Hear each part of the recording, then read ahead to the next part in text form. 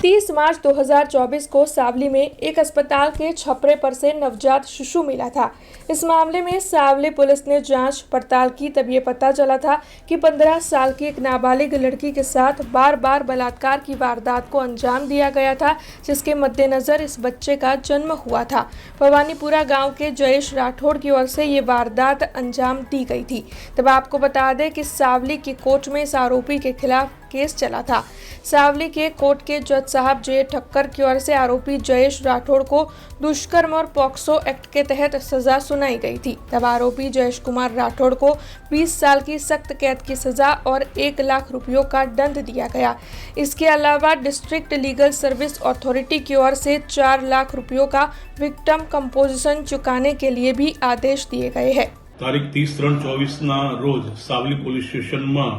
एक नवजात બાળક હોસ્પિટલના છાપડા પરથી બિનવારસી મળી આવ્યાની ઘટનાની તપાસ સાવલી પોલીસ સ્ટેશન દ્વારા કરતા તે હૃદયદ્રાવક ઘટના બાબતે જાણવા મળેલું કે 15 વર્ષની સગીરા સાથે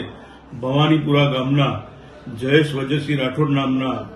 યુવકે ભોગ બનનાર સાથે વારંવાર દુષ્કર્મ કરી ભોગ બનનારને સગર્ભા બનાવી એક બાળકની માતા બનાવી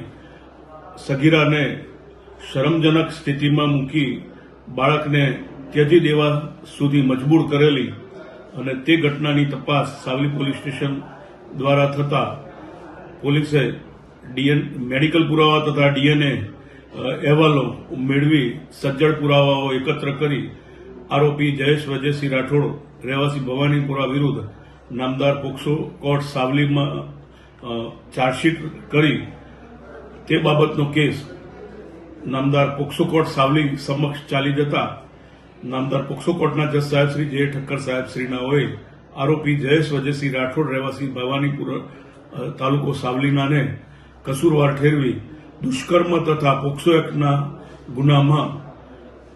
20 વર્ષની સખત કેદની સજા તથા રૂપિયા 1 લાખનો દંડ ફટકારેલ છે। તેમજ આ કામે આરોપી જે દંડની રકમ ભરશે તે વિક્ટીમ પીડિતાને ચૂકવી આપવા હુકમ કરેલ છે। તેમજ ડિસ્ટ્રિક્ટ લીગલ સર્વિસ ઓથોરિટીને રૂપિયા 4 લાખનું વિક્ટીમ કોમ્પન્સેશન ભોગ બનનાર પીડિતાને ચૂકવવા ભલામણ કરેલ છે। વધુમાં આ કામે નામદાર કોર્ટે એવો પણ હુકમ કરેલ છે કે જે હોસ્પિટલના છાપડા પરથી નવજાત બાળક મળી આવેલ તે હોસ્પિટલના સહજાનંદ ક્લિનિકના માલિક ડોક્ટર અજીત સોની વિરુદ્ધ પણ પૂરતી તપાસ થાય અને જરૂરી કાનૂની પગલાં લેવા એસપી શ્રી વડોદરા ગ્રામ્યનાઓને આદેશ કરેલ છે। हमसे जुड़े रहने के लिए हमारे YouTube चैनल को सब्सक्राइब करें और नई वीडियो की नोटिफिकेशन के लिए बेल आइकॉन को दबाएं।